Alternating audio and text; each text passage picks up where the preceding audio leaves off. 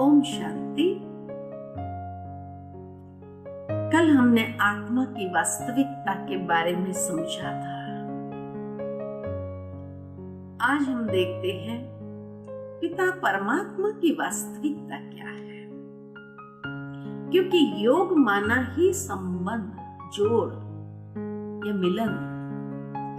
जिस तरह वियोग माना अलग हो जाना, तो योग माना संबंध जोड़ना।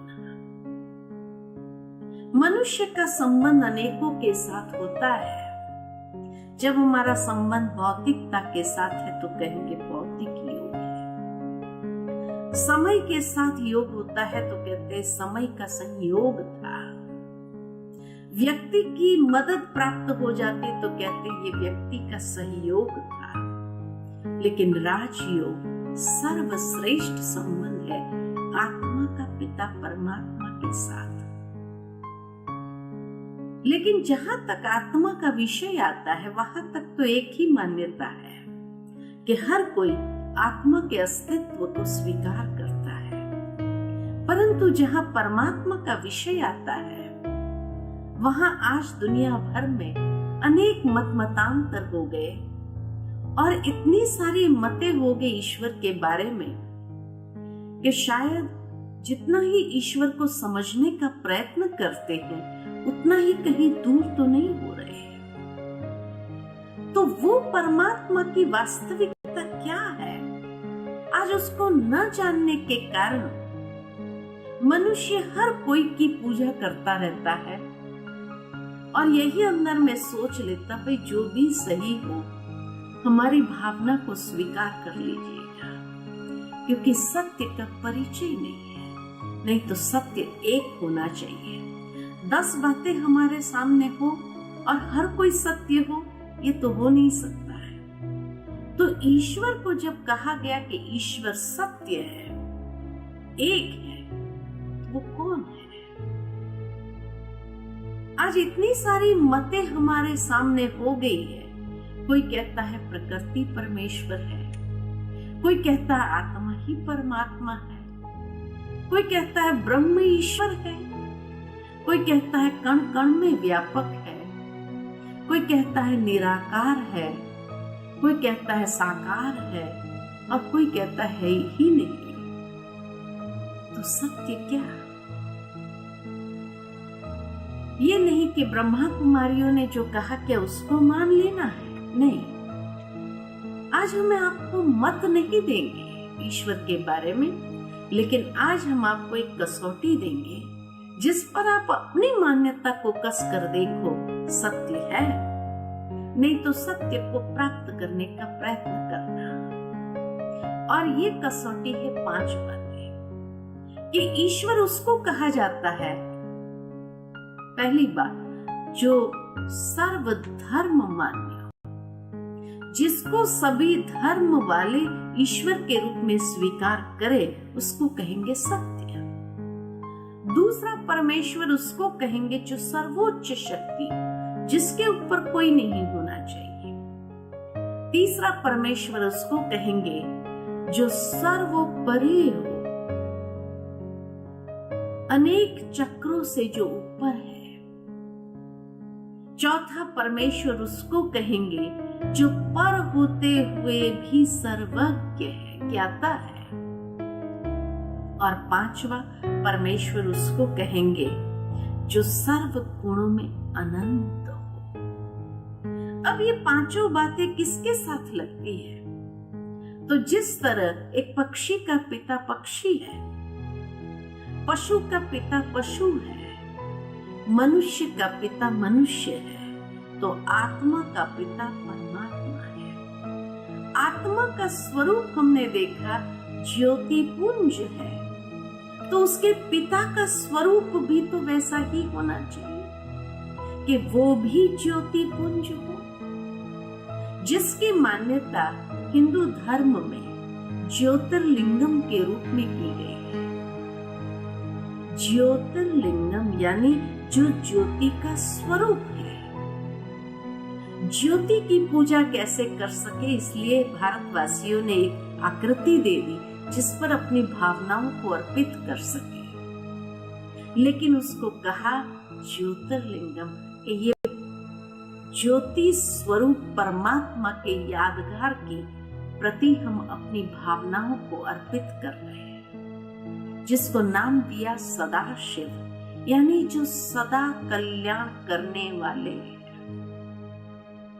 भारत में इसीलिए 12 ज्योतिर्लिंगम आज भी महान तीर्थ स्थान हो गए हैं। हर मंदिर के नाम या नाथ या ईश्वर में पूरे होते हैं, क्योंकि वो सर्व के नाथ और ईश्वर है। अमरनाथ, बबुलनाथ, भोलेनाथ, सोमनाथ, विश्वनाथ, पशुपतिनाथ, यह ईश्वर रामेश्वर, गोपेश्वर, विश्वेश्वर, पापकटेश्वर, महाकालेश्वर, ओमकारेश्वर सर्व के नाथ और ईश्वर है।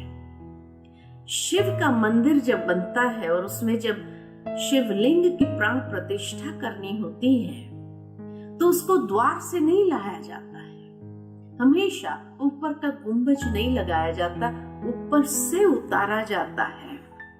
अर्थात ये स्पष्ट है कि परमात्मा एक ही है जो अवतरित होते हैं।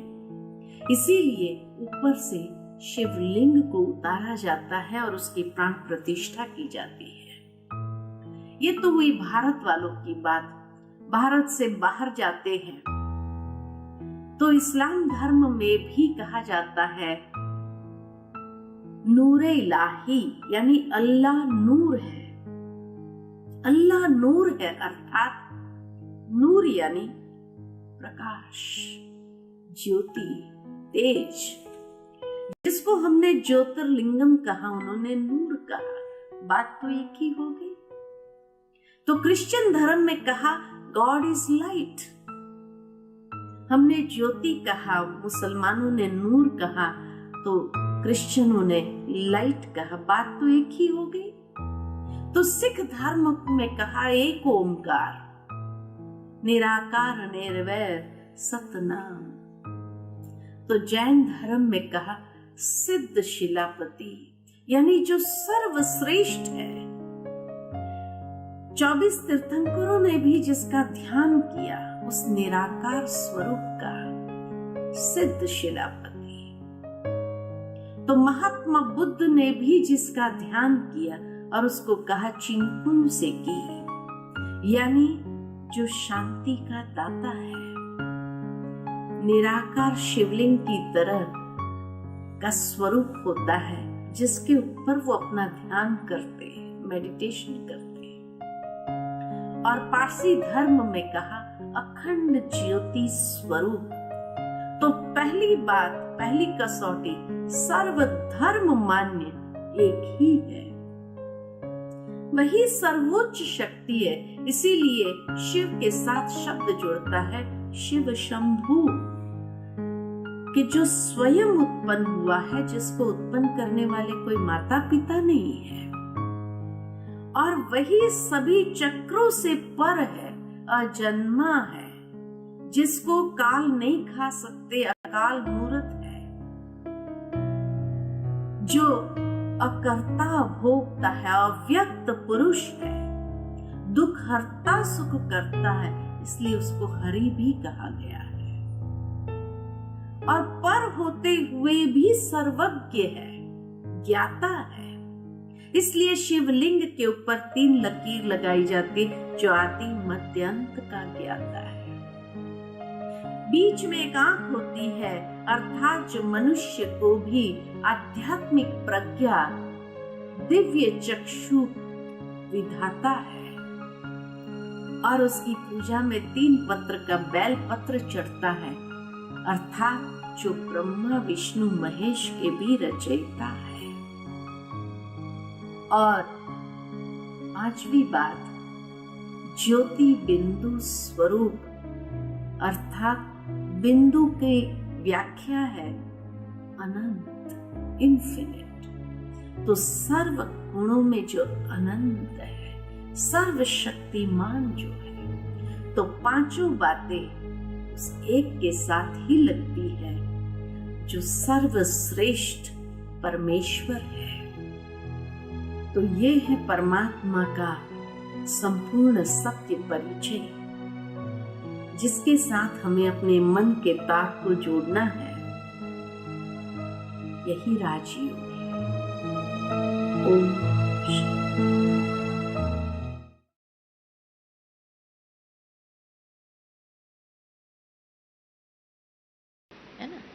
लेकिन यहां भारतवासी एक गलती कर देते हैं, जो शिव और शंकर दोनों को एक ही समझ लेते हैं। जहां नाम अलग है, आइडेंटिटी ही अलग है। एक निराकार ज्योतिर्लिंगम, एक आकारी देव पुरुष, ऑक्यूपेशन अलग है। शिव को कहा भोलेनाथ, सदा कल्याण करने वाले परम पवित्र, शांति के दाता, और शंकर के लिए कहते तीसरा नेत्र खुलता है तो महाविनाश होता है।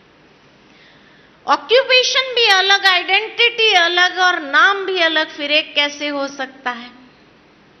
जब भी कोई मंत्र देता है भारत में, ओम नमः शिवाय का मंत्र, किसी ने ओम नमः शंकराय कहा? एक है तो कहना चाहिए, क्यों नहीं कहते?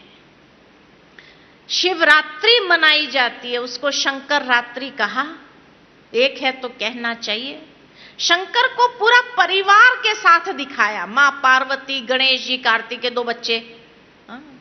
शिव निराकार स्वरूप में ही दिखाया जाता है। शंकर की एक ही मुद्रा में अधिकतर इसको दिखाया जाता, तपस्या की मुद्रा। किसकी तपस्या कर रहे हैं? उनसे श्रेष्ठ कौन था? कहते कैलाश पर्वत पर जाकर उसने तपस्या की। कैलाश माना दुनिया का सबसे बड़े ते बड़ा शिवलिंग, पूरा पर्वत ही शिवलिंग आकार का है ना? इसीलिए वहां बैठकर शंकर ने भी किसका ध्यान किया? शिव का ध्यान किया। एक पिता है, एक पुत्र है, 3 लकीर, आदि मध्य अंत का ज्ञाता।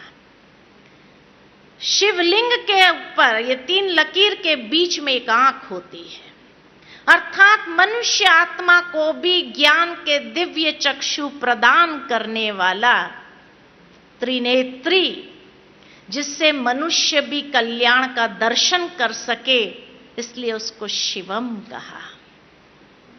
और ये शिवलिंग की पूजा में ही 3 पत्र का बेल पत्र चढ़ता है, जो एक डंडी से जुड़ा होना चाहिए, अलग अलग पत्ते नहीं होने चाहिए। अर्थात परमात्मा त्रिमूर्ति है। इंग्लिश में भी कहा God father, the father of generator, operator, destroyer. और उसकी हर रचना अति सुंदर होने कारण उसको सुंदरम कहा। तो सत्यम शिवम सुंदरम एक परमेश्वर के लिए कहा जाता है। लेकिन यहां भारतवासियों को एक प्रश्न जरूर मन के अंदर आता है कि यहां जो ब्रह्मा का चित्र दिखाया गया है और भक्ति में जो हमने ब्रह्मा का चित्र देखा, उसमें तो अंतर है। इसको ब्रह्मा क्यों कहा गया? तो भक्ति में जो हमने ब्रह्मा का चित्र देखा कि ब्रह्मा एक ही देवता ऐसा है जिसको दाढ़ी, मुछ और वृद्ध अवस्था है। देवताओं को दाढ़ी, मुछ, वृद्ध अवस्था नहीं होती है। असुरों को बड़ी बड़ी मूछें होती है, मनुष्य को दाढ़ी, मुछ, वृद्ध अवस्था, देवताओं को नहीं होती है, ऐसे कहा गया है। खाली एक ब्रह्मा देवता ये ऐसा है जो दाढ़ी, मुछ और वृद्ध अवस्था। दूसरा, आज की दुनिया में कोई बच्चा 2 मुंह वाला पैदा हो जाए तो क्या कहेंगे उसको? क्या कहेंगे? एबनॉर्मल चाइल्ड कहते हैं ना, एबनॉर्मल चाइल्ड ही कहते हैं। 2 मुंह वाला पैदा हो गया, शरीर एक हो, 2 मुंह हो तो क्या कहेंगे? एबनॉर्मल कहेंगे ना। ब्रह्मा को 4 मुखधारी दिखा दिया, फिर भी एबनॉर्मल नहीं कहा। यह भी किसी बात का प्रतीक है, किसी बात को सिंबलाइज कर रहा है ना। 4 मुख वाले को एबनॉर्मल ना कहे, ये तो हो नहीं सकता है मेडिकल लैंग्वेज में। तो ब्रह्मा के हाथ में सारे शास्त्र दिखाए, उसको शास्त्र पढ़ने की क्या जरूरत थी? और कमल आसनधारी, कमल के ऊपर कोई बैठ सकता है, ये भी सिंबलाइज किया गया है, किसी बात का प्रतीक है, प्रतीक है। कहने का भावार्थ यही है कि ब्रह्मा का चित्र जो भक्ति में हमने देखा वो एक प्रतीकात्मक है। और किस बात के और संकेत कर रहा है? संकेत उसी बात की ओर कर रहा है कि परमात्मा जब इस संसार में अवतरित हुए उस समय कौन सा काल चल रहा था। तो देवों की सृष्टि नहीं थी, असुरों की सृष्टि भी नहीं थी, मनुष्य सृष्टि थी जब घोर पाप कर्म हो गया। तो मनुष्य स्वरूप को दर्शाने के लिए दाढ़ी, मुछ और वृद्ध अवस्था है कि परमात्मा जब इस संसार में अवतरित हुए तो जैसे गीता के 7वें अध्याय में कहा कि मैं अति साधारण रूप में अवतरित होता हूं, जिस कारण मूढ़मती मनुष्य मुझे पहचान नहीं सकते। कोटों में कोई में भी कोई विरला मेरे यथार्थ स्वरूप को जानकर, पहचान कर मेरी शरण को ग्रहण कर लेता है, क्योंकि अति साधारण स्वरूप यही है। अगर भगवान कोई दिव्य स्वरूप में अवतरित हो जाए तो लोग उसको काम करने देंगे या दर्शन की भीड़ मचाएंगे? क्या करेंगे? क्या करेंगे? हाँ, वो कुछ समय पहले की बात याद आती है। गणेश जी ने दूध पिया था भारत में, और सारी रात लोग लाइन में खड़े थे देखने के लिए, है ना। तो भगवान अगर कोई दिव्य स्वरूप में अवतरित हो जाए तो लोग उसको काम करने नहीं देंगे, दर्शन की भीड़, आशीर्वाद चाहिए। इसलिए भगवान ने कहा मैं अति साधारण रूप में आता हूं। कोटों में कोई में भी कोई ही पहचान पाते हैं, सब नहीं पहचान सकते हैं। तो मनुष्य स्वरूप साधारण स्वरूप है। फिर आकर के सबसे पहले परमात्मा क्या करते? उसके जीवन का प्यूरिफिकेशन। उस समय संसार कीचड़ जैसा था और उस कीचड़ में कमल को खिलाया। उसके जीवन का प्यूरिफिकेशन, कमल आसनधारी। फिर क्या किया? तो सभी शास्त्रों का निचोड़ सुनाया। किसको सुनाया? खाली हिंदू धर्म वालों को नहीं, सारे संसार की आत्माओं को। तो सारा संसार कैसे दिखाए? तो 4 दिशा में 4 मुख है कि वो ज्ञान जो प्रवाहित हुआ वो संसार की चारों दिशा में फैला। और फैला कैसे? सहस्त्र भुजाओं द्वारा। सहस्त्र भुजा माना सहयोग की निशानी। आज कोई हमारा मददगार होता है तो हम क्या कहते हैं? मेरा राइट हैंड है, ये लेफ्ट हैंड है, इसके बिना काम नहीं होता है। तो ब्रह्मा के भी इस दिव्य कार्य में हजारों आत्माएं मददगार बन गई। परमात्मा का जो दिव्य कार्य है, जो ब्रह्मा के द्वारा करवा रहे हैं, करण करावनहार परमात्मा है, लेकिन उसमें हजारों आत्माएं राइट लेफ्ट हैंड बन करके मददगार बन गए। आप मददगार बनना चाहेंगे या नहीं चाहेंगे? कि अभी तक भी पहचान नहीं है, क्या कहेंगे? और 5वीं कसौटी, सर्व गुणों में अनंत। ज्योमेट्री में पॉइंट की डेफिनेशन क्या है? ज्योमेट्री में पॉइंट की डेफिनेशन क्या है? Dimensionless, मेजरमेंटलेस, infinite. इन्फिनिट उसको कहा, अनंत। क्योंकि पॉइंट के बिना एक लकीर नहीं खींच सकते, पॉइंट के बिना एक शब्द नहीं लिख सकते। Infinite in is qualities. तो ये था परमात्मा का संपूर्ण परिचय। साइंस के अंदर सबसे सूक्ष्म अणु होता है और परमात्मा सूक्ष्मते सूक्ष्म अणु से भी सूक्ष्म है, इसलिए सर्वशक्तिमान है। जितना अणु सूक्ष्म उतना शक्तिशाली। परमात्मा सूक्ष्मते सूक्ष्म अणु से भी सूक्ष्म, इसलिए सर्वशक्तिमान। तो ये था आज परमात्मा का संपूर्ण परिचय। जैसे किसी का परिचय लेते तो 5 बातें पूछते हैं। नाम क्या है, फिर आइडेंटिटी चाहिए, तीसरा क्वालिफिकेशन चाहिए, चौथा एड्रेस चाहिए, 5वां प्रेजेंट ऑक्यूपेशन। 5 बातों में संपूर्ण परिचय आ जाता है। आज हमने भी परमात्मा के परिचय में सबसे पहले उसका नाम, सदाशिव, यहोवा, गॉड, अल्लाह, ईश्वर, प्रभु, मालिक, जो भी कहो, अनेक नाम दिए गए उस एक को। उसका स्वरूप अति सूक्ष्म दिव्य ज्योति बिंदु स्वरूप, प्रकाश, नूर, लाइट, अखंड ज्योति स्वरूप, निराकार, उसके क्वालिफिकेशन, वो 5 बातें: सर्वधर्म मान्य, सर्वोच्च, सर्वोपरि, सर्वज्ञ, सर्व गुणों में अनंत, सर्वशक्तिमान। और उसका एड्रेस पार ब्रह्म में रहने वाला ईश्वर, परम धाम, मोक्ष धाम, अखंड ज्योति का दिव्य लोक, जहां सभी आत्माएं निवास करती है। और उसका ऑक्यूपेशन यदा यदा ही धर्मस्य, जब जब धर्म की अति ग्लानि होती है तो अधर्म का नाश और सत धर्म की पुनः स्थापना करने का दिव्य कार्य परमात्मा कराने वाला है, खुद नहीं करता है।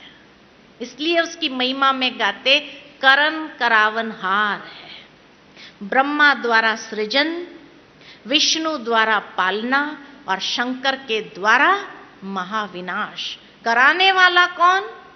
परमात्मा। इसलिए ये 3 देवताओं की महिमा सभी धर्मों में अभी आती है। हिंदू धर्म में ब्रह्मा विष्णु महेश कहा, इस्लाम धर्म में उसको जिब्राइल, मिकाइल, इसराफिल कहते हैं। क्रिश्चियन धर्म में द 3 होली एंजल्स या 3 होली गोस्ट कहते हैं। हर धर्म में आपको ये 3 देवताओं की भी यादगारें मिलेगी, है ना। करण करावनहार परमात्मा अपनी इन 3 मूर्तियों के द्वारा, इसलिए ये 3 देवताओं का भी जन्म नहीं दिखाते, उत्पत्ति दिखाते। और उनकी उत्पत्ति कहां से हुई? तो का प्रकाश से, लाइट से हुई, क्योंकि परमात्मा प्रकाश स्वरूप जो उन तीनों को उत्पन्न करते हैं। तो ये था परमात्मा का संपूर्ण परिचय।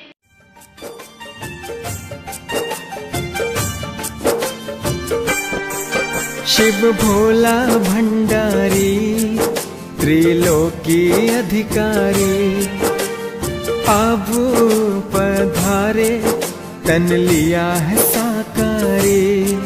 शिव भोला भंडारी, त्रिलोकी अधिकारी, आबू पधारे तन लिया है साकारी। गीता ज्ञान गंगा से लाखों को तारा है, राजयोग से माना हमने शिव पिता हमारा है, शिव पिता हमारा है, ओ शिव पिता हमारा है। शिव भोला भंडारी, त्रिलोकी अधिकारी।